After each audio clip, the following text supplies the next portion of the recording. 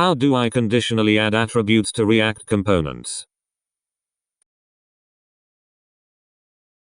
Is there a way to only add attributes to a React component if a certain condition is met? I'm supposed to add required and read-only attributes to form elements based on an AJAX call after render, but I can't see how to solve this since read-only equals false is not the same as omitting the attribute completely.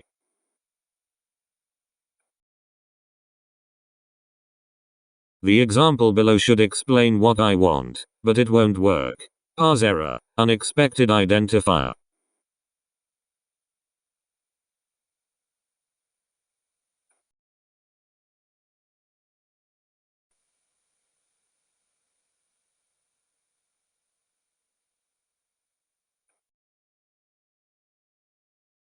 Apparently, for certain attributes, React is intelligent enough to omit the attribute if the value you pass to it is not truthy. For example, will result in.